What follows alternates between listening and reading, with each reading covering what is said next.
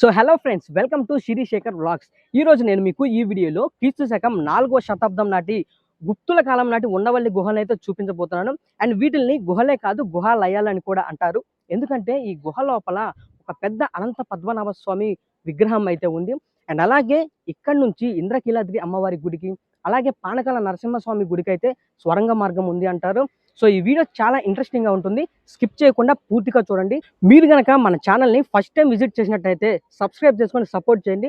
So late చేయకుండా video start చేసేద్దాం. ఈ ఉండవల్లి గుహలకి ఎంట్రీ టికెట్ ఉంటుంది. టికెట్ కాస్ట్ ఇండియన్స్ కి 25 రూపాయలు, ఫారినర్స్ కి అయితే 300 రూపాయలు ఛార్జ్ చేస్తారు. ఈ గుహల యొక్క ఫ్రంట్ వ్యూ ఇలా ఉంటుంది, చూడొచ్చు. ఇదంతా కూడా ఒక కొండ. ఈ కొండని గుహలాగా మలుచుకున్నారు. ఇందులో మొత్తం 4 అంతస్తులు ఉన్నాయి.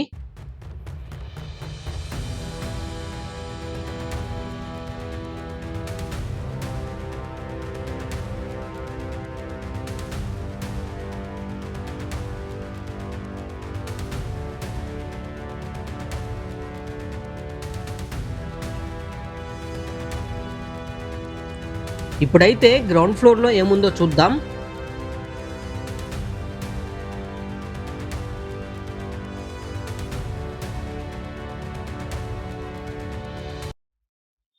గబ్బిలాలు ఎక్కువగా ఉన్నాయి.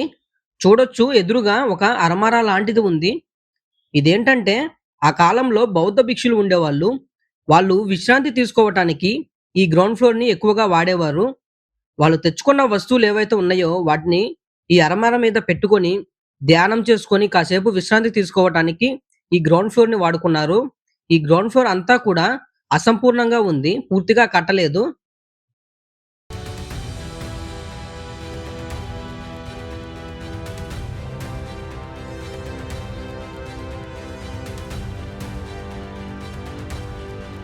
సో ఇప్పుడైతే మనం పైకి వెళ్ళిపోదాం.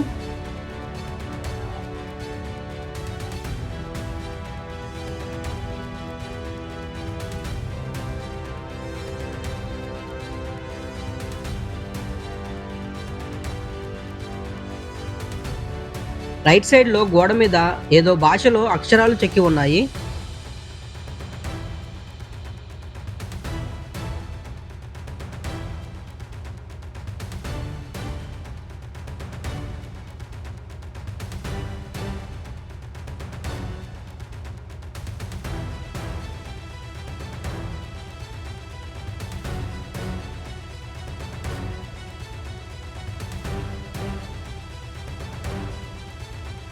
ఈ లెఫ్ట్ సైడ్ లో చూసుకుంటే ఏదో స్వరంగ మార్గం లాగా కనిపిస్తుంది.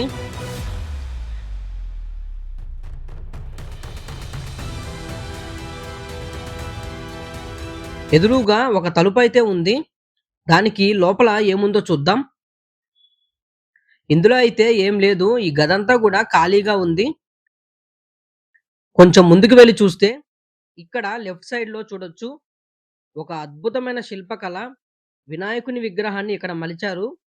ఇదేదో ఎక్కడో విగ్రహాన్ని తీసుకొచ్చి ఇక్కడ పెట్టలేదు, ఇదే కొండని చెక్కి ఇలా విగ్రహంగా మలిచారు.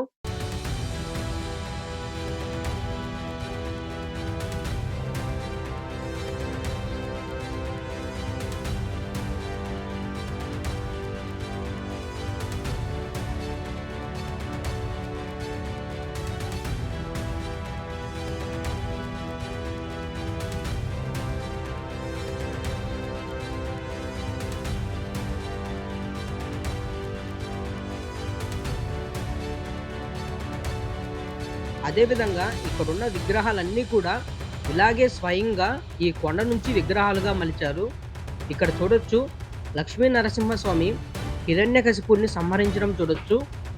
మనం ఇప్పుడు రీసెంట్గా నరసింహ మూవీలో చూసాము, కానీ అప్పట్లోనే క్రీస్తు శకం 4వ శతాబ్దంలోనే లక్ష్మీ నరసింహస్వామి హిరణ్యకశిపుడిని సంహరించడాన్ని ఇక్కడ చెక్కి ఉంచారు.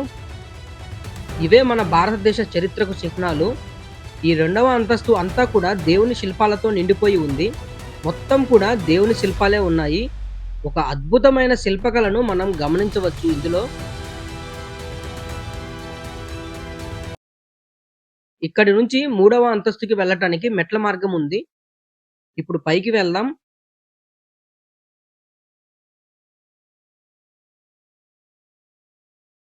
సో ఇక్కడ కూడా గమనించవచ్చు చాలా మంది దేవుళ్ళు, దేవతల విగ్రహాలైతే చెక్కి ఉంచారు. విష్ణుకుండిన కాలం అంతా కూడా ఒక గొప్ప శిల్పకళకు నిదర్శనం. సో ఇప్పుడైతే మనం ఈ గుహలో centre of the attraction Sri Anantha Padmanabha Swamy విగ్రహాన్ని చూడబోతున్నాము. సో రండి లోపలికి వెళ్దాం.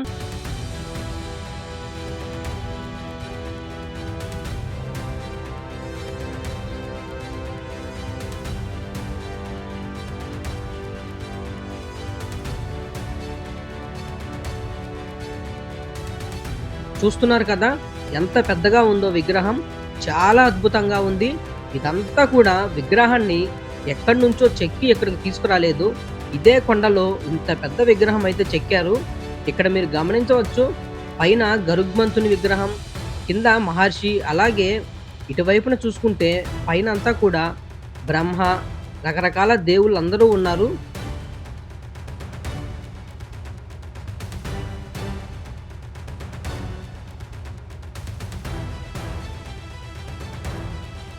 ఈ విగ్రహాన్ని గమనించండి, కత్తి పట్టుకొని ఉన్నారు. సో వీళ్ళు రక్షక భటులై ఉండొచ్చు.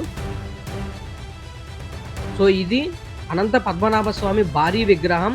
ఇలాంటి విగ్రహాలు ప్రపంచంలో కేవలం 3 చోట్ల మాత్రమే ఉన్నాయి. ఒకటి అనంతపురంలోని అనంతగిరి, కేరళలోని తిరువనంతపురం, 3 ఉండవల్లి గుహలు, అంటే ప్రజెంట్ మనం ఉన్నది.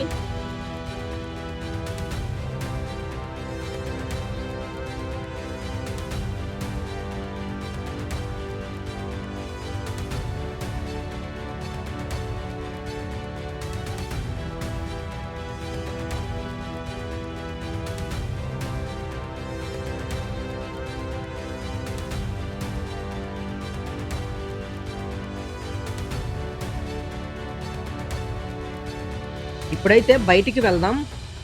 బయట గమనించవచ్చు ఒక సింహం అయితే చెక్కారు. అలాగే పక్కన కూడా చూడొచ్చు మహర్షుల విగ్రహాలు అయితే చెక్కారు.